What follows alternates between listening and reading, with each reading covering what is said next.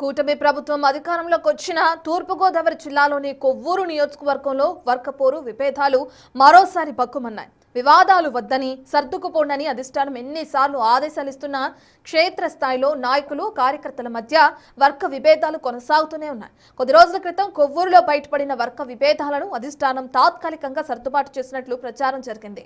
ఈ వివాదాల కారణంగానే నియోజకవర్గ జనసేన ఇన్ఛార్జ్ అయిన టీవీ రామారావును పదవి నుంచి తొలగించారు. మీరు వచ్చి వెళ్ళిపోయారు, నాకు ఇన్ఫర్మేషన్ ఇవ్వలేదండి. ఏంటి చెప్పండి, నాకు చాలా కేడీ గారికి ఫోన్ చేసాను లేదు అడగండి. నాకు ఇన్ఫర్మేషన్ ఇచ్చి చాలా కూడా తెల్లవారులు పక్కన నింపుకున్నాను.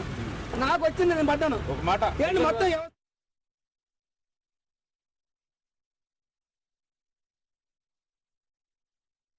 తెల్లారే నాకు వెళ్ళకుండా మీకు నేను జేడీ గారికి ఫోన్ చేస్తే మీ ఊరు వచ్చేది సార్. చాలా ప్రెసిడెంట్కి, తెలుగుదేశం నాయకులకి అందరికీ మెసేజ్ పెట్టి మీరు చూసారో లేదో 3 బ్యాటరీలు తెలియజేశానండి. కార్మికులు కానీ వెళ్ళిపోతే విద్యుత్ ఎంత చచ్చిపోతారండి. 3 చేశాను, ఇన్ని తిప్పలు పడ్డానండి.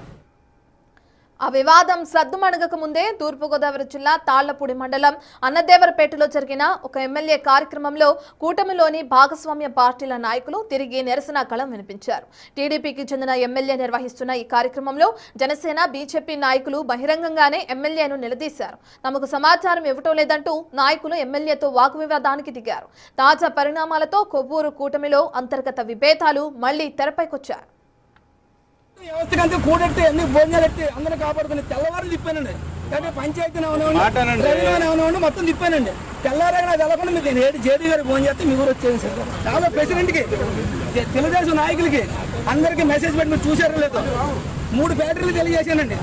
కార్మికులు కానీ వెళ్ళిపోతే విద్యుత్ ఎంత చచ్చిపోతారండి. 3 చేశాను, ఇన్ని తిప్పలు పడ్డానండి. తెల్లవారు మళ్ళీ రాత్రి పుదరకుండా కంప్లైంట్ మీ తెలుగుదేశం కార్యకర్తలు ఇంట్లో